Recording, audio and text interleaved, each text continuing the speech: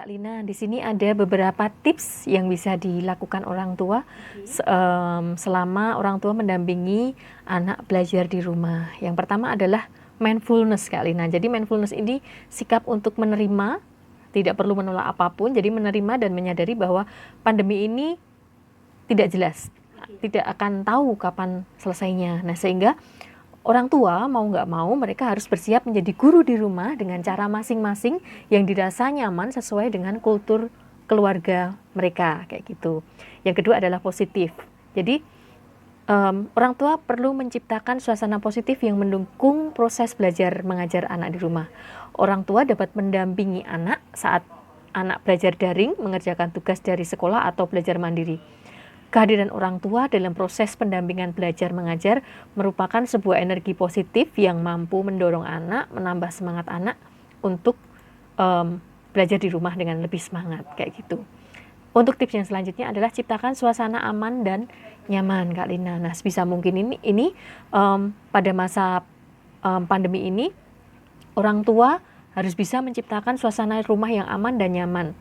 Karena suasana yang seperti ini adalah kunci utama efektifnya proses belajar selama di rumah. Sehingga hal pertama yang harus dilakukan adalah memastikan kondisi rumah senyaman mungkin. Kebersihan rumah misalnya, kemudian tidak berantakan dan sebagainya, seperti itu.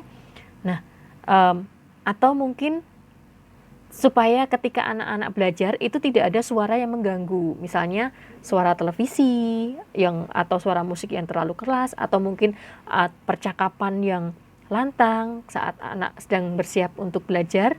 Nah, itu juga bisa membantu anak untuk belajar dengan lebih baik. Lalu selanjutnya adalah jangan lupa juga untuk menerapkan kedisiplinan pada anak. Ini tetap, Kak Lina. Jadi, cobalah untuk memberlakukan proses belajar mengajar di rumah dengan disiplin. Sama seperti ketika di sekolah. Terapkan kesepakatan atau aturan main dengan anak untuk proses belajar mengajar di rumah. Misalnya, buat kesepakatan jam berapa ya kita bisa belajar bersama dengan didampingi oleh mama misalnya. Kemudian jam berapa anak-anak harus istirahat. Jam berapa anak-anak bisa melanjutkan belajar lagi, kemudian jam berapa anak-anak bisa makan dan beribadah. Karena mau nggak mau kegiatan selama di rumah kalau tidak ada jadwalnya nanti jadi seakan-akan kita tidak punya kewajiban apapun gitu kan Kak Lina. Jadi seakan di rumah ya udah di rumah terus nggak ada tanggung jawab apapun. Padahal sebenarnya ada beberapa hal yang memang harus diselesaikan terlebih dahulu. Kemudian diskusikan dengan anak tentang pembagian waktu yang disepakati bersama tersebut. Kemudian juga ada konsekuensi terbaiknya apa apabila ada pelanggaran. Dari hindari stres tadi sudah saya utarakan di paling awal tadi untuk jangan sampai stres ketika menghadapi suasana seperti ini. Usahakan agar para orang tua khususnya itu jangan sampai mudah stres menghadapi pembelajaran pendampingan dengan anak ataupun situasi apapun, entah ekonomi entah apapun. Nah, sebelum mendampingi anak belajar, pastikan bahwa kondisi orang tua dalam situasi suasana hati yang baik kayak gitu sehingga proses belajar anak dapat tersampaikan dengan baik. Nah, jika orang tua sedang dalam keadaan tidak mood, proses pendampingan belajar nantinya juga pasti akan menjadi tidak menyenangkan, Kak Lina. Selanjutnya, karena ini adalah belajar di rumah, waktunya bisa disesuaikan. Karena kondisi masih seperti ini, maka waktu belajar di rumah tidak harus sama dengan waktu ketika anak belajar di sekolah. Proses dan tugas belajar harus disesuaikan dengan kondisi anak, kondisi orang tua, dan kondisi di lingkungan rumah. Orang tua juga tidak perlu menetapkan target yang terlalu tinggi bagi anak untuk menyelesaikan tugas sekolahnya dalam waktu sekian harus selesai seperti itu, tidak perlu seperti itu, namun nikmati prosesnya. Kemudian orang tua juga sebaiknya menetapkan target harian. Jadi target selesainya itu memang tidak perlu diterapkan sampai 1 jam harus selesai loh, kayak gitu nggak perlu karena itu juga justru akan menekan anak. Namun juga perlu menerapkan target harian. Jadi hari ini kita akan menyelesaikan 2 tugas belajar. Nah, itu penting Kak Lina. Namun bukan waktu ya, kayak gitu. Target belajar hari ini kita belajar 2 hal misalnya. Kemudian ketika kita sudah bisa menerapkan target tadi, harapannya anak-anak bisa mengikuti ritme belajar yang sudah kita terapkan di rumah. Kemudian orang tua juga perlu menyiapkan bahan atau materi di luar yang sudah di sekolah berikan kayak gitu. Jadi orang tua juga harus menyiapkan bahan-bahan bacaan di luar materi yang diajarkan secara daring untuk menambah wawasan bagi anak. Misalnya saat ini yang paling penting adalah orang tua menjelaskan secara berulang supaya anak-anak paham bahwa saat ini kenapa kita belajar di rumah, karena saat ini kita sedang dalam masa pandemi. Banyak virus di luar sana, sehingga kita perlu berhati-hati seperti ini yang perlu kita siapkan dan sebagainya, seperti itu. Masih ya Kak Lina ya? Baik.